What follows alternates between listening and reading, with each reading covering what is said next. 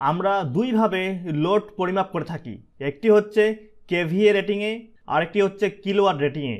আমি এখানে এই দুই রেটিং থেকে কিভাবে কারেন্ট ক্যালকুলেশন করতে হয় তা দেখাবো। প্রথমে আমরা দেখব কেভিএ থেকে কিভাবে কারেন্ট নির্ণয় করা হয়। আমরা জানি কেভিএ হচ্ছে কেতে কিলো আর ভিতে ভোল্ট এবং এতে অ্যাম্পিয়ার। এই কেভিএ রেটিং থেকে অ্যাম্পিয়ার বের করার জন্য আমাদেরকে কেভিএ রেটিংয়ের সঙ্গে 1000 গুণ করে, যেহেতু এটা কিলোতে আছে তাই 1000 গুণ করে √3 এবং ভোল্টেজকে ভাগ দিলেই আমরা কারেন্টের মান পাই। এখানে √3 ব্যবহার করা হয়েছে, যেহেতু 3 ফেজ সিস্টেমে 3টি ফেজ থাকে তাই এখানে √3 ব্যবহার করা হয়েছে। যদি আপনার সিস্টেম একটি ফেজের হয়ে থাকে তাহলে এখানে √3 ব্যবহার হবে না। এভাবেই আমরা কেভিএ রেটিং থেকে এই সূত্রের মাধ্যমে কারেন্ট বের করতে পারি। এখন আমরা একটা এক্সাম্পল দেখি।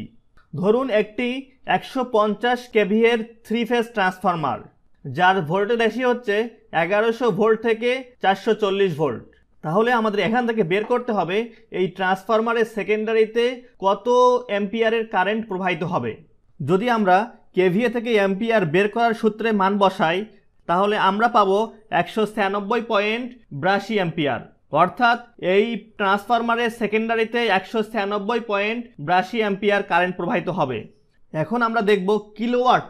যদি কিলোওয়াটে কোনো লোডের মান দেওয়া থাকে তাহলে সেখান থেকে আমরা কিভাবে অ্যাম্পিয়ার বের করব।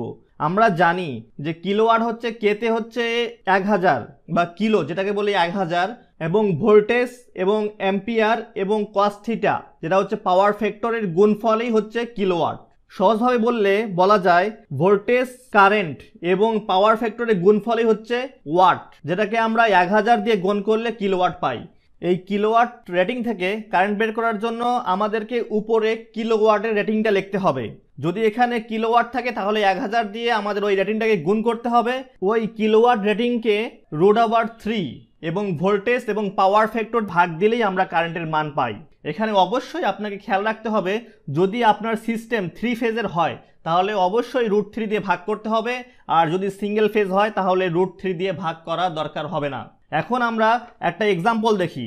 ধরুন আপনার একটি 3 ফেজ লাইনে 150 কিলোওয়াট লোড আছে। এই লোডের জন্য আপনাকে কারেন্ট বের করতে হবে।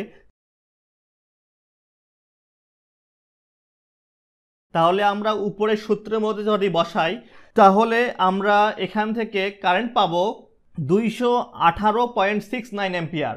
আর যদি এই সিস্টেমটা 3 ফেজের না হয়, যদি সিঙ্গেল ফেজের হয় তাহলে আমাদের এখানে √3 দিয়ে ভাগ করার দরকার হবে না।